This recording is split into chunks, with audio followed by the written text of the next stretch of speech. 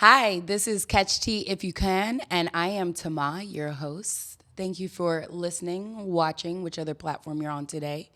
Um, it is an exciting day because I've literally been talking all summer about how I'm going to launch a podcast. I wouldn't even say summer. I've been talking about it for a year, but all summer is when I was supposed to have my launch date, and I kept pushing it back, pushing it back, pushing it back. But I'm sure a lot of you creatives can understand you focus a lot of times on being perfect as opposed to just creating the content and putting it out there and just kind of letting it see where the cards fall from there. So that's what I finally am doing. So we are here at the studio. I'm so excited. I guess the premise of this podcast is I have my followers on Instagram, and a lot of them grew through me doing my business consulting. And I was actually working with companies, small startups, trying to teach them how to grow and scale using social media and digital marketing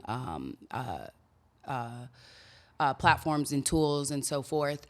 And with doing so, I was able to kind of live what you call the laptop lifestyle. I travel a lot or I work remotely, and I always had people reaching out to me and they were like, how is it that you live the life you live? You're traveling. It just seems like you're never working. So I was like, let me create a podcast and tell people, give them the tea, tell them what it is that I do, how I do it. But most importantly, not talk about what I do, but I hope that I can be kind of, an influence or more of, inspiration to people who are looking to either, jump out of that corporate lifestyle and, working the 9 to 5. And I know a lot of things have changed since the pandemic of, working remotely. But I know I had it in my mind set up before the pandemic when I left my corporate job in Orlando working for Pepsi, that I wanted to live the laptop lifestyle, working remotely, and I would do anything it took in my power to do that. And I was only applying for jobs that were remote. I was not trying to go into an office. And if it did call me going to the office, it was only about 3 days a week or as needed for whatever meetings we have. So with that being said, I'm always telling people that I talk to strangers, and people are like, how do you know this person? How do you know that person? And it's because of that. I talk to strangers. It's all about networking and putting yourself in positions with places that have people gathering that are doing things or are people that you see yourself or want to be like within the future. Whatever role you're looking to get, whatever job, you need to be putting yourself in these positions or in these communities that have those people doing those things. That's what this podcast is about. So I want to interview and give those interesting people a platform to either talk about their story, their real story. I'm not talking about your Instagram filtered story. I'm talking about the real, which nowadays with social media and just all this, fake news and everything we got going on, people don't like keeping it real. And a lot of the times I have people reach out to me and they're just like, oh, your life is so great. And I'm like, don't get me wrong. I am grateful. And I definitely have put myself in positions that I'm proud of, and I did it on my own, with the help of mentors and so forth. But I grinded and I went through it. And I just want people to come on this on this platform, on this podcast, and tell their story, their real story. So since we're talking about stories, I want to tell my story. I moved to LA 6 years ago now. Yeah, 2016, August 2016, and I was working for Pepsi Cola. It's funny because I had decided that in June of 2016 that I was going to leave corporate America, move to LA. I wanted to challenge myself. Everybody's always like, why'd you move to LA? I wanted to challenge myself. That was simply it. I had my comfort zone in Florida. I had my group of friends. We'd go out every weekend, like routine clockwork, starting on Thursday, actually starting on Wind Down Wednesdays. We'd start partying and go all the way through. I was still very responsible and had my shit together, but I felt like there was more, and I felt like I was not gonna know my truest potential unless I was pushed outside of my comfort zone. So that's what pushed me to leave everything that I knew, my comfort zone in Orlando, Florida, and move to LA, where I knew it was gonna be a challenge, but y'all, I knew it was gonna be a challenge. And be careful what you ask for, because I asked to be challenged, and that's exactly what I got. So when I moved here, I was working with a startup, a telemedicine startup, and I think I started in August, and by October, I was let go. They said that they had brought in a business consultant who decided that they were in no way ready to start selling. So I was part of the sales force, so they had to let me go. So moved out here. My sister and my brother-in-law were like, come out to LA, we got you as long as you need. We got you. So I'm like, okay, lose my job. 2 weeks into me moving out there, my sister's like, hey, so we're having a baby and you're in the guest room. We need that guest room. So I had to find somewhere to stay. My budget was running down very quickly, and I decided to move to downtown Los Angeles, which I had my parents, my family telling me that they thought I was crazy. I was paying stupid amount of rent, which I know. But what I knew is I wanted to place myself in a position where I was able to interact, engage, and be amongst people who were doing what it is at the time that I thought I wanted to do, and be in a centralized area. So that's why I chose downtown LA. So I moved to downtown LA in what was it? June? No, January. January of 2017. I start working for a software solution for autism, doing sales for them inside sales, which meant I just sat at a desk all day and tried to sell this software. And I knew that this was not long term. It was just a stepping stone to get to where I wanted to go.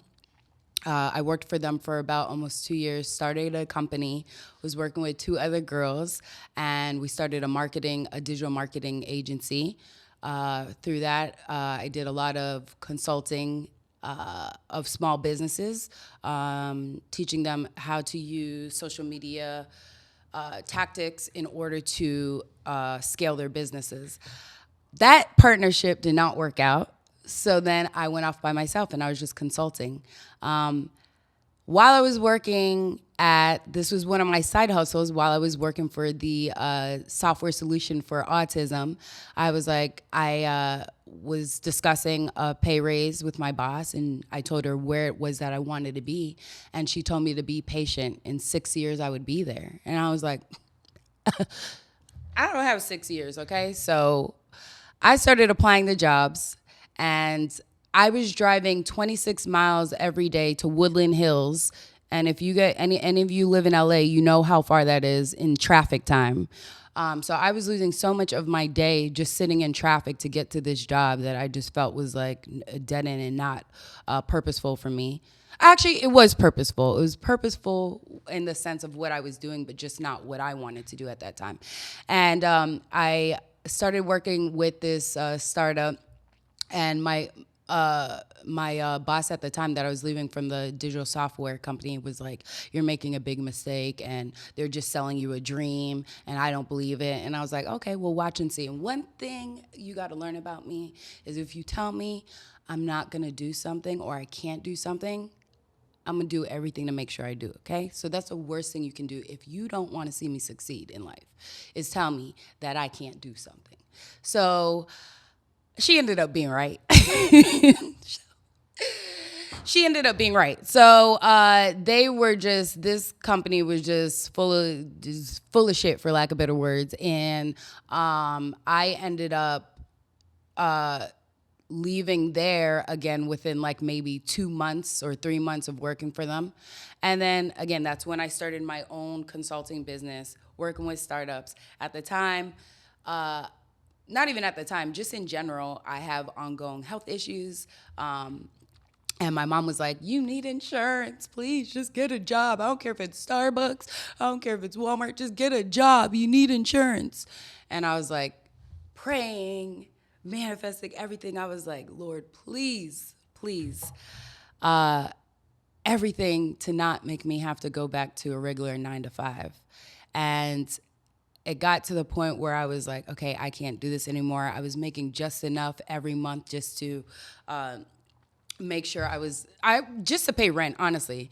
Let me tell you something. I learned how to turn a loaf of bread into breakfast, lunch, and dinner. I can make dessert out of it. I can make sandwiches. I can make four-course meals out of a loaf of bread. That's something that came out of my struggle for sure. And so we then, where am I at now? So then started the consultant. We're getting to the end of the year, and I just kind of surrendered. And I was like, Lord, I don't know. I can't do this anymore. I can't make it. I've run out of my savings. I made a stupid decision of cashing out my 401. And yeah, that's a whole nother story. And I took a risk. I bet on me, and it just felt like I was losing. And all of a sudden I get a call for a business development position with a law firm that focused on commercial collections, debt. So it was like risk management, but more focused on accounts receivables for B2B businesses. I was doing that for 2 years, did really well. Decent pay, but I got a nice car allowance. I got an expense account. So I just thought I was doing it. And that's when a lot of my traveling started, because I learned how to leverage having a corporate job that allowed me the time to be flexible, build my own schedule. So it's almost like I was building a business within a business itself. So that business was funding me to develop my own brand and build my own book of business. That went well, and then through doing that job, I was always networking. So that's where a lot of people see me on my stories on Instagram. They'll always see me out at dinners or out at, sports events, or, just seeming like I'm partying. But y'all, it's work. It's work. Okay, this is work. If you know anything about business development, it's work. It's like you're dating all these prospects, and you're just waiting. You're like the side piece, just waiting for their significant other to mess up, and then you swoop in there, and you're like, "You ready yet?" So that's what the process is like. So even though a lot of my stories seemed to others as if I was, going out and partying and living this grand old lifestyle, it was business at the end of the day. But at the same time, I've learned to leverage it and be able to capitalize on my love for traveling. So again, that's why people are like, you're always traveling, where are you going? Yes, sometimes it is business. A lot of the times it's business, but you find a job that gives you that unlimited PTO, and you're able to work remotely. And so a lot of that business turns into pleasure. As long as you have your laptop and you're able to manage yourself and your time, you can work from anywhere. So fast forward to today. I have been working as an insurance broker for a little over a year. Jeez, time flies. If you know me, a year ago, I started in March. I was freaking out. I had to take an exam to become a licensed insurance broker, and I hate tests. Whew, I have the worst test anxiety. But anyways, I got over that. I passed. Now working as a commercial insurance broker. So I put together business insurance programs I specialize within the digital healthcare and emerging med tech and healthcare industries. but I literally can work with any industry. That's just what I choose to specialize in. And I love it. I love it. I love the lifestyle that it affords me. I love, and when I say lifestyle, I'm talking about the freedom. Of course, I'm so new. I'm building up my book of business, so there is the grind aspect to that. But when I tell you, I think everything that happens in life, it's a stepping stone that's literally creating the path for where you are to end up within your purpose. I feel like everything I experienced that I cried about that I didn't know. Listen, y'all, I used to run bathtubs just so I could cry in them. That's how hard things were for me. And listen, I still have days like that now because I'm building a book of business. And for some of you who may not know what that is, again, it's like I literally have to start from scratch, finding clients and prospects. I do it on my own. They don't feed me prospects. Every day it's like I'm out hunting to feed myself. So there's that aspect of it too. But then I love that the company I'm with, they afford a great work-life balance. They're big on that. They did at one point expect us to be in the office, but after COVID, they cared enough about their employees to do a survey and find out, what the employees would prefer. And we all spoke, and we said, we'd rather to keep the flexibility of working from home or in the office if we like to. So I just have to be in the office, if I want to keep my actual office twice a week. But a lot of the times I'm out and about. I have lunches, I have dinners, I have happy hours, I have events to go to. If I'm not able to be there, it's understood. I should be in the field hunting, so to speak. And that's where I am now. So, so if anybody has any questions or wants me to do an episode solely on insurance broker, being an insurance broker, especially since when I interviewed, they made it clear to me that there's not many of me in the industry. So I would love to change that and, educate people and kind of let them know about the industry and what's out there. I'd been told about it years ago when I was in sales, and people were like, oh, you should get into insurance. And I'm like, that is not sexy. That is not sexy. And, finally with COVID happening, I wanted an industry that I felt was pandemic proof. And I had a business associate who was in one of the professional clubs I was in. And he was like, listen, anytime you're ready, just give me a call. I gave him a call on a Monday. And by that Friday, I had an interview with the company I'm with now. And I got the job. I feel like it works to my advantage that I'm a unicorn, so to speak, within the industry. But I'm definitely looking to change that for people of color. I'd like them to know more about business insurance, commercial business insurance. That has become key to me, and I've had a lot of people reach out to me in my DMs on Instagram and just kind of ask, what is it that I do? Can I give them advice? How did I get there? And do I like what I'm doing? And what other things do I do? And I'm hoping to over time with this podcast, get into all of that and just kind of give tips and know-hows or just what worked for me. And I think that's what's key is staying true to who you are and what works for you. Because I can give you the recipe, I could give you the sauce, but if it's not your own, it's just not gonna be the same. So hopefully I can bring some mentors of mine, people that I've met along the way of either traveling for business, personally, and whatever. I've met some very influential people and just people that I think align with me and my mindset in terms of if it's not what you want, then it's not for you. And I'm one to believe that we are in control of our life and how things play out.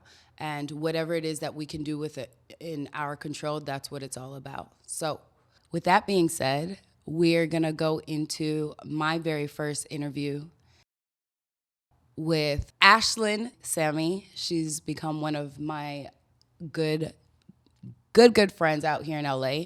We actually met in the summertime, and she has now opened up a yoga studio.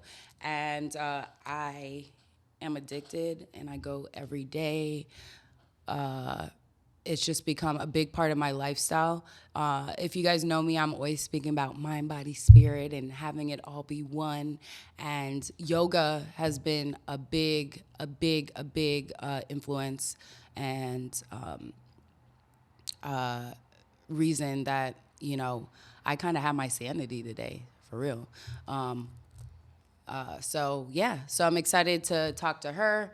As far as the format goes for the show to come of what you guys will have to look forward to, I hope to just provide, again, like I said, content that, is real content, none of this filtered stuff, just real raw content for you guys that is relatable in terms of just business, social, goals, starting businesses, all of that. That's what I hope to get out of this today. And I just hope that you guys like it, you receive it, and you follow me on this journey that I am starting out. And I'm excited. So let's get into it. Hello, welcome to the show. This is Catch Tea If You Can, and this is the Pour the Tea section. This is my good friend, Ashlynne Samii. I cannot thank you enough. I know it's past your bedtime, and, and you're still here showing up, and I know you're going to give all the energy because that's what you do, baby. That's what you do. So, Ash, you said what? I said, thanks for having me. Of course. No. So Ashlynne is actually the owner or co-owner of Yoga 6 Studio in Culver City. And I actually started going there, I believe it's been like almost 6 months now, maybe a little bit less. But if you know me, you know I swear by it. And I might as well work for them at this point because I'm always trying to send people there, always, advertising for it just because of everything overall from health to just peace, everything I feel like has improved since I started doing hot yoga. And that's actually one of the reasons I wanted to get you on the show. Besides the fact that you have become one of my best friends out here in LA. We met last summer. And what I really appreciated about you is that we're always able to get deep. It's never surface level with you, and I feel we just align, and that's why it was very important for me to get you on the show because you represent everything that I feel this show is about. So thank you so much again. Cheer. Thank you. It's genuine. It's genuine. I know. I know that. Well, all of you is genuine. Aw. If it ain't real, it ain't you. That's right. That's right. Okay. So there's your new tagline. Yeah, I was just about to say hashtag that. That's going to be on the merch. That's going to be on the merch. That's coming. That's coming. Pre-order dropping. Dropping now. Click the link below. No, we definitely align on so many things, which is why our friendship was almost immediate. Mm-hmm. When it's so funny because when I pick up the phone and I want to talk to you about business, we're talking business. When I talk boys, we're talking boys. When I talk shit, we're talking shit. So exactly. It's nice to be able to just have someone, your vibe creates your tribe, and coming to LA has been a little hard for that. And so you've just been a solid rock in this journey. So I'm just happy to be here. Yeah. And that's another thing that bonds us. And we we definitely aligned on was the fact of we both had our story about moving to LA, leaving our support system. Me from Orlando, Florida, you from OC area, Riverside, right? And that's something that I feel like we constantly have a bond over for sure. So. People always make fun of me in the yoga studio. They're like, "Oh, you're not from here?" And I'm like, "No, I've been in Orange County for the last 13 years." And they're like, "Oh, that's from SoCal." And I'm like, culture shock. People that don't live in California might say that, "Oh, it's all LA, SoCal, whatever." But Orange County and LA are completely different worlds. It's crazy. Yeah. I think that's a good point to bring up too, because I just feel like because LA is such a melting pot, you think that when you hear that somebody, first of all, it's hard to find somebody who's actually from LA or, Yeah. you know, Yeah. California in general. Everybody's from everywhere else. But you think that just because you are from Southern California in general, that you will relate to being an Angelino. But that's not the case, which you've made clear to me. I go back and forth. A part of me loves it. A part of me is can't stand it. A part of me can't live without it. It's so funny because everyone you meet, well, everyone I've met since I've been here, they always have something going on. They have a cool story. They're from a cool place. There's sirens going on. Like, what's happening there? Like, let's go. Like, there you go, right there. There's your story. Everyone has something going on. The yoga studio has definitely been a hub for me because, after COVID and all the things, obviously everything was shut down. So it was kind of nice to have the studio where, I'm at standstill and people are running in and out. So Right. meeting people has been very easy in that sense. And just hearing different stories, different backgrounds, so many people moving from the East Coast. Yeah. So, in regards to LA being the melting pot that it is, I feel like that's another motivator for why I wanted to start this podcast, is the fact that everybody has a story out here. Everybody has a story out here.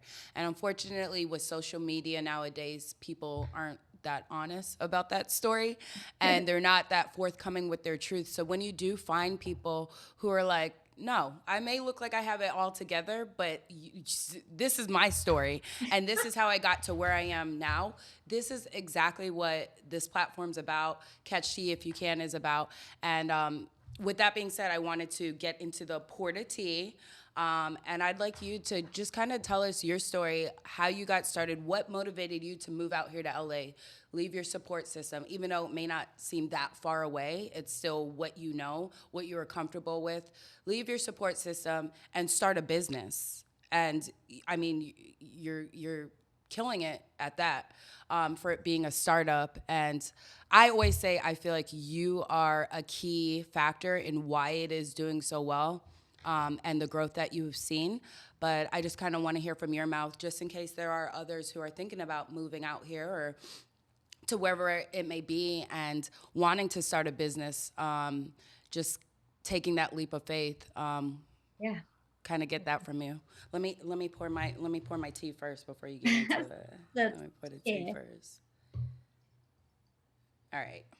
So a little bit about my background. I was a full-time hairdresser in Newport Beach, and I was in a shitty relationship, and I called my parents and I'm like, listen, I gotta come home for a second. Um, and I went home for like maybe 4 months. Within 3 weeks of being there, my mom calls me and she's like, oh my God, I just found this job on Facebook and I'm going to be a general manager of a Pilates studio. And I'm like, okay, that's great. That's awesome. And long story short, 4 hours later, she calls me and she goes, oh no, can't do this. This is so much up your alley. I recommended you and he's going to call you. And I'm like, I'm a hairdresser in Newport Beach. I have a full clientele. This is only for a split second that I'm back home, like just to get like, you know, back on my feet and figure it Right. out. Well, cut two, I ended up managing, Club Pilates in Riverside, Club Pilates Mission Grove. I opened it. And back then in 2017, it was unheard of to sell more than 50 pre-sale memberships. I sold 407 memberships for grand opening of the Riverside location. I went on and helped open up a Temecula location. I helped, that one was already open. I helped it build that one and oversee that. And then my owner at the time was growing. I beat my own record with 450 pre-sale memberships in Redlands. And then sell. I was still doing hair a little bit on weekends and commuting. And then I ended up moving back to Orange County because that's just where my heart was. The commute got a little long. And so I started wanting to work for more sustainable studios. And saw what I could do for pre-sale, soft open, and grand open. And I just wanted to start building communities and bettering studios that were a little bit more distressed, is what they call them. So I started working with another owner in Brea and Manhattan Beach and Fullerton, and took those studios, rose them, 30+% in memberships. And then COVID happened. I was a regional manager for multiple locations. I've done everything from sales to being a Pilates instructor to, helping teams. I'm even on, training videos and all things. Yeah. We were sitting down in COVID, and my partner was talking to me, and he was like, why, you're so good at what you're so good at this. You manage so many teams, you got them through COVID, you know how to adapt and swerve in strategies and sales and in different locations, no matter where you are. Why don't you open up your own? And I'm like, yeah, why don't I? Like, why am I not doing that? And so an opportunity arose, and when asked what brand I wanted to do, every time I got off work at Club Pilates, I took a yoga class. And it was something that there's community there. As you know, you're part of the community. Yeah. There's community there, there's vibe there. It's just, there's something that you can't recreate in a yoga room. And I wanted to experience that for myself and being on the owner side of things. Right. So Exponential Fitness is a parent company for franchises. They took Club Pilates, fastest growing fitness franchise, and then they now have 10 brands. Yoga 6 was a very baby brand and a startup. I watched Club Pilates grow to what it is, and so I thought, how cool to be a part of something like that again. Right. So purchased 3 Yoga 6 territories, one with an existing lease in Culver City. We built it out, and man, did it hit hard. All the things started happening. So once we got Yoga 6, you do the pre-sale process, and we're going back to, the days of selling 450 memberships and getting, awards at convention, to being completely humbled. LA is oversaturated with yoga studios. It's expensive here. It's after COVID. People are on a budget. We're borderline recession right now. Right. So there's certain factors that go into like membership and an EFT draft, and every month paying on a gym membership. Yeah. So it went into now switching, like, I really have to build value in what this community is. Yeah. It's no longer, I'm not selling a workout. I'm selling an experience, and I'm selling, again, community. I can't say it enough. And so once I started to shift that and really train myself to be invested in what I want it to feel like, all of a sudden, the phone started ringing off the hook, and I started selling it different. Anything you believe in, you can sell. And one thing I truly believed in from the very start was the studio. Whew, there's so many points that you hit on in your story, right? The first one that I didn't want to interrupt was like, oh, that's a key factor there. When you said that your mom called you and was like, this isn't for me, this is for you, and you were like, I'm not a salesperson, I'm a hairstylist. Yeah. I just feel when I talk to people that are in positions now, that they're comfortable with and they're happy and they're excelling, they're within their purpose. It all started with them being scared to jump into an opportunity that was presented to them because they thought, oh, I'm not this. So I feel like the takeaway from that was the fact that,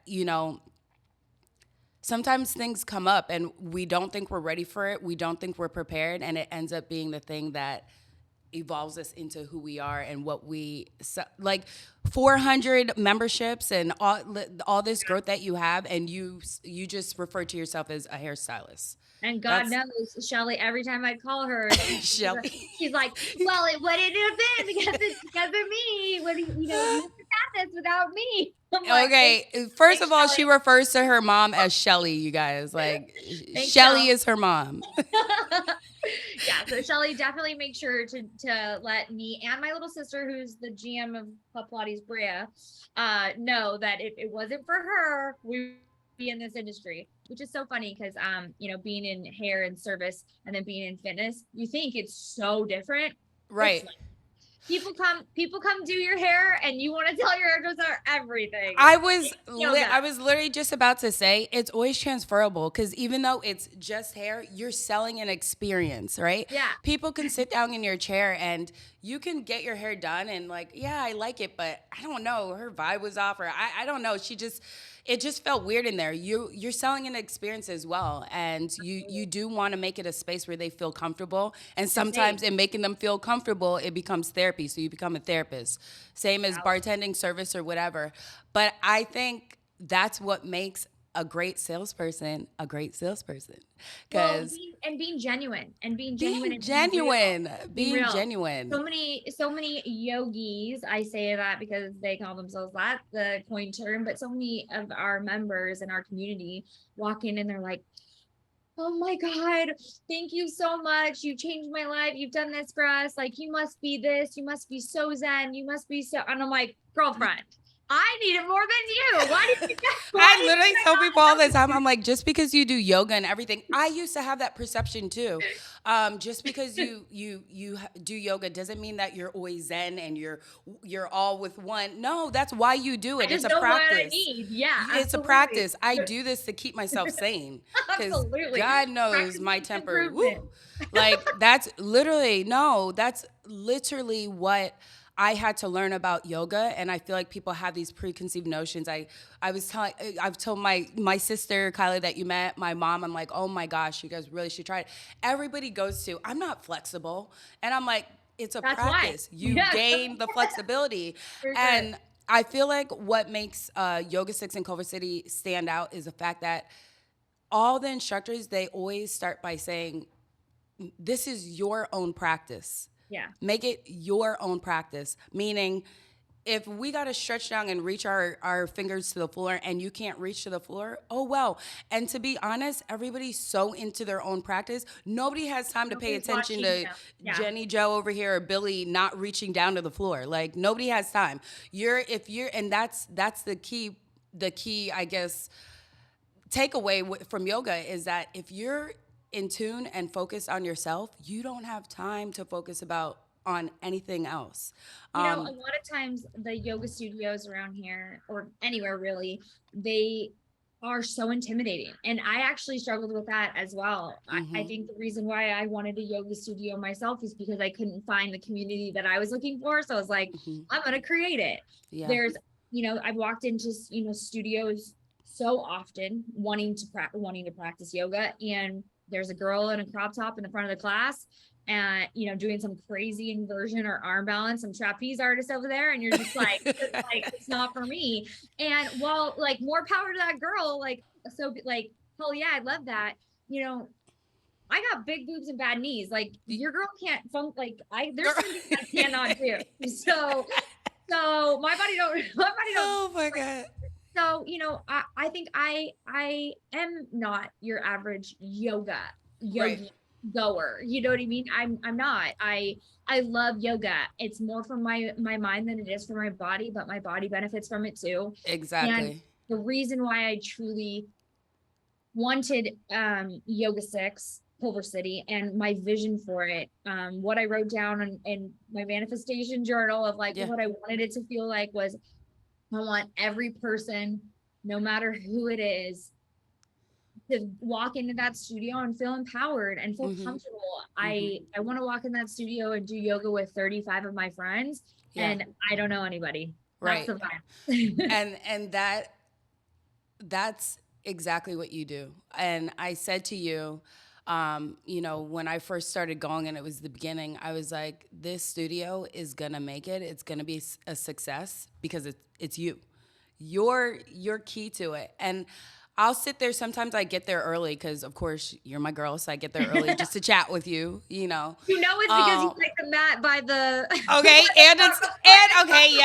yes, and it's because I try to go get my spot. Y'all, I have a spot, and I am tight if that spot is gone. So I do. I get there early for that too. All right, thanks for calling me out.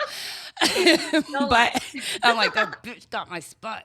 But anyways, that's why I'm working on it. Y'all see. I'm working on it. But yeah, everybody that walks in, Ashlynne will literally call out people's names and they look so surprised. And she's like, yeah, I talked to you this morning, or I talked to you last week. Yeah, you remember? And they're like, yeah, but how do you know who I am? Which to this day, I still don't know because you talk to them on the phone. So I don't know if you're looking them up or what. But the point is, that makes people feel so special. That's the community aspect of it. As soon as they walk in, you already know their name. You're making them feel comfortable, and I feel like that's, again, even when you have these kind of community, experiences or workouts or what have you. Sometimes a lot of the anxiety comes from walking into a space where you don't know anybody. Not exactly. So Not one, it's like, necessarily. I don't know anybody, and two, I don't know how to do yoga. But you take all of that away, and I teach the girls, I train, my staff, and to, when they walk in, they're walking into our home. You don't, exactly. you tell someone, oh, second door on the left for the bathroom. Like, Ex- if you've never been to my house before, you tidy up before you invite Guests people come, into the house. exactly. So, Exactly. don't get stuck behind the desk. Come in, welcome them, use their name, be genuine, actually make that, emotional connection with somebody.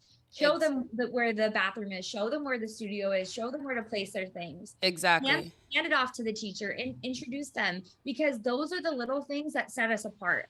That's what it will 100%. make us successful, is because we go above and beyond to make sure that, I know your name. I know you like Exactly. spot. I know you. I know that if you're running late, you're going to text me and I can set up your mat and go, that And what she I call the does. concierge service, called the concierge service. Like, Yeah. so Yeah. often you can go into, I can go online, I can purchase any single class at any studio. I can walk in, I can take a yoga class, probably enjoy it and walk out. Yeah. But when someone knows my name, someone knows what spot I like, Yep. someone mentions oh my gosh, you lightened your hair's different. Like the littlest things, Yeah. that's what makes me want to come back. And so Yep. that's what I want to give to my community. Yep. And let's be real, because I live downtown and I drive to Culver City to go to your I city. know, Forget the fact that you're my girl and I'm gonna support you regardless. I drive past so many studios that I could literally hop, skip, and jump to. But I'm telling you, that is literally that's what makes it that community and home, and just makes it a great experience for me. Literally something I look forward to every day at the end of my workday. Now my sisters and my cousins, they call me and they're like, oh, let me guess, you're on your way to yoga? And I'm like, yep, you know it. And it's almost an addiction now, but it's a healthy addiction. the So, the the hope and the faith that I have in this studio to be successful. I mean, we've only been open for 6 months. We poured money into the heater, into the build out, into the marketing, all the things. The community is truly my faith that this studio, hands down, will be, a top grossing studio.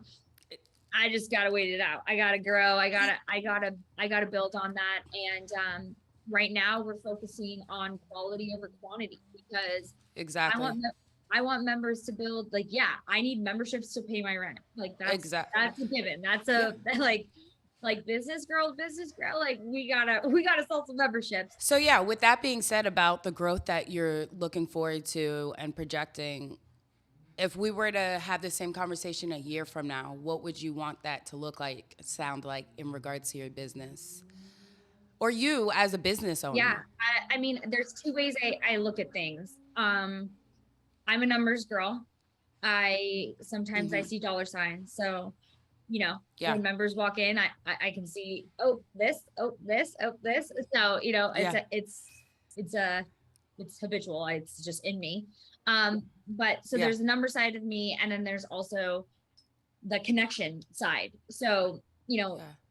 my goal for the studio and for any business that I really have is that, that EFT, that electronic funds transfer, is the bread and butter of Mm-hmm. the business. So, and the Okay. recipe for these franchises is that, just like a Massage Envy, or just like um, an Amazing Lash studio, like you can get a monthly Right. membership, a gym membership Yeah. to Equinox, like whatever it is, you get a monthly membership, and you have enough of those, and you can succeed, you can be successful depending on your margin. Planet Fitness sells thousands and thousands of memberships for $10. Equinox sells 1,000 memberships for $250. So do you want high volume? Do you want low volume? And where do you want to kind of fall in between there? We fall kind of in the middle. We're at a great price point, but we're not necessarily we're not very exclusive. We're very inclusive. We're kind of for everybody, whether you're 18 or 85, you can do it. And you know, we're in a budget for everybody. So to grow and scale, I want to be, you know, I think that we should be able to triple our EFT draft while doing more community events and being more involved in Culver City, which, you know, we're super involved. It's so much fun to do all those events and everything, but really get that awareness out there, get members more engaged, utilization up, and being able to build our early mornings rather than our nights. We're in like Techie Crew USA. So yeah, you know, going to a bigger demographic of, you know, maybe that's that stay-at-home mom or that entrepreneur that has a little bit more time in the midday hour. And then you know, as far as my community, I really want to see, I want to do a teacher training, and I want to see more diversity in the teaching team. Really, to be honest, I think that this has been the most diverse community I've ever seen. And I didn't try. It's not like I walked in there and I was like, oh, you can come. Or no, not you. Oh, you, like, no, this just happened. And it is the most, I mean, you see it, you know. Yeah, so what I'm hearing is that you would like for me to get training to become an instructor. Girl. Is that what? Absolutely, you're sponsored. You want me to pick up another hustle? I got it. Okay, cool. You know, I'll start working on that. I'll start working on that. It's so funny because it's like there's, you know, there's a widespread of yoga teachers. They're a dime a dozen, but few and far between is it people of color or Latinos or, you know, and I want to provide a place where we not only have the member base, but we also have the teacher base. So providing a teacher training for our members. I've already been talking to so many people, and that's really cool. So I think that would be something that I'd be able to provide for them. That's really cool. So yeah, no, that's definitely I think the move. So do you see the possibility of maybe growing into another location, or is it like focus on the baby right now? I'm always thinking 10 steps ahead. Right. Okay, so what does that look like? I mean, anything in this, I want to have multiple locations, and after dealing with LA and how hard it is and permits and taxes and all the things, I want to go to potentially other brands and potentially other states. So looking into other fitness franchises and adding studios to where that they can build and support each other. So if we have 3 studios, like we own the territories in this location, well, if you have 2 neighboring studios to Culver, it feeds Culver. So maybe, you know, we have maybe one studio has a 5 p.m. class and one studio has a 5:30, and one's the sculpt and one's a slow flow, whatever it is. And there might be different, you know, one crew might be a little bit more sculpt crowd, a little bit more power intensive, and the other crew might be, you know, a little bit older and a little bit more, you know, Zen now and meditation classes. So, but yeah, dive into that. Dive into the different classes that you have, because I think that's a key factor too, because a lot of times I'm explaining to people, I mean, because I went from being more of a weight trainer. COVID happened. And so once COVID happened, I was in my little studio, which I call it. I did my little jail workouts. I would turn on Beachbody and there was nothing to do. So I was like, all the excuses I had before, I don't have them now. I started eating healthy. I did yoga in the morning, and then I did HIIT workouts in the evenings. So for those of you who don't know, HIIT is like cardio workout with strength training, mostly a lot of your body weight, but it does incorporate weights as well. And it's usually in quick workouts from like, it can range anywhere from 25 to 45, just quick. I like it because it's like, wham, bam, thank you, ma'am. You're over and you actually are sweating and you feel like you did something. But what's cool about the different classes that you have at Yoga 6 is you have the traditional yoga, and then you have hot, you have flow, and then you have the sculpt, which combines the traditional yoga in the start with the HIIT workout, and then you close out with the traditional yoga again. So you're getting a little bit of a mix of everything, and I feel like it taps into all those demographics are different. How you choose to work out. Some people are like, oh, yoga isn't, that's not going to do anything with me. I need more strength training. It combines that both. So that's why I like it personally. But if you want to kind of get into it more from a technical standpoint. I was always a membership whore. I needed an Orange Theory membership. I needed a STEM membership. I needed a gym membership to get everything under the sun and like what I really wanted in my workouts. And that was why I was so drawn to this brand, is because 6 signature classes, that's all you need. That's really all you need. So the sculpt and flow, like you said, you know, the power yoga series to start, a HIIT interval training, which is basically a boot camp on the yoga floor. It's not yoga with weights. Right. You're squatting, you're curling, you're jumping jacks, burpees even, and then has the yoga cool down. Your go-to style vinyasa style classes, which are the Y6 power and the Y6 slow flow.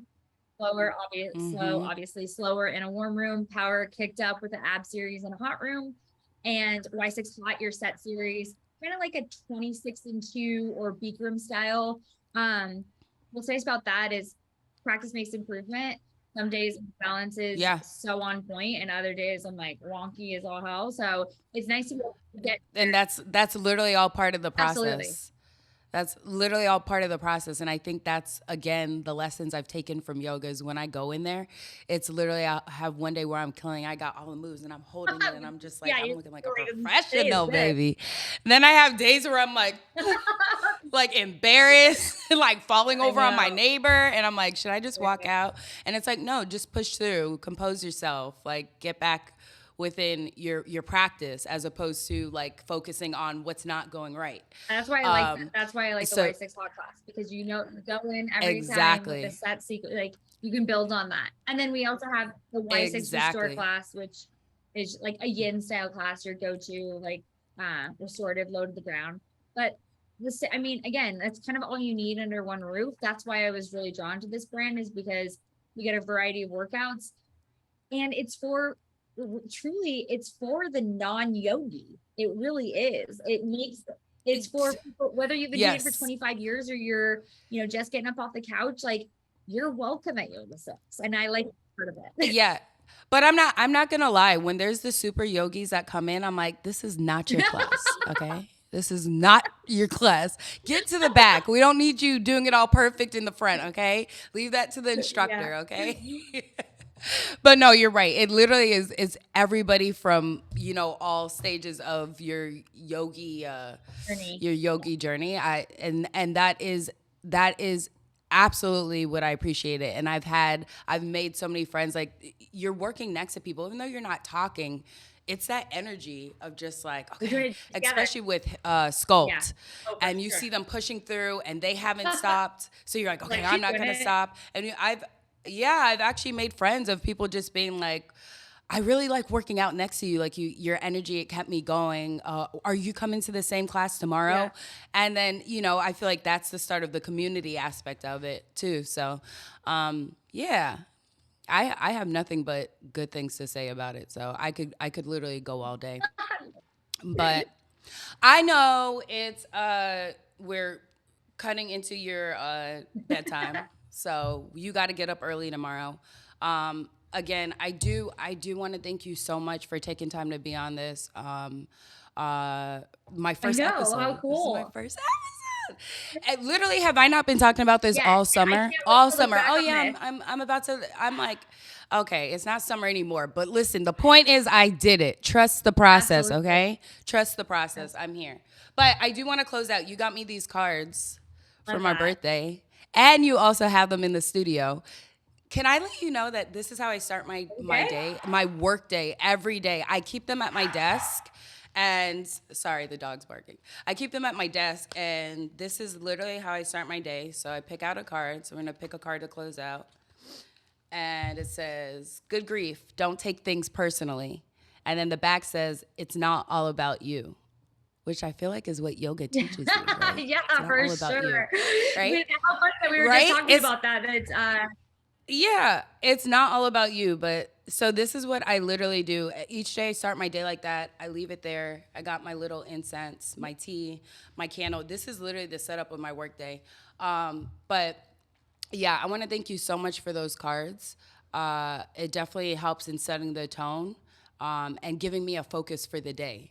So that's a reminder. So I just want to close out the episode by saying, yeah, don't take things so personally, and it's not about you. So get out of thinking about yourself so much. well, thank you so much for having And me. And yeah, thank you. I'll catch you if I can. Sounds good. See you at yoga tomorrow. Cheers. Cheers.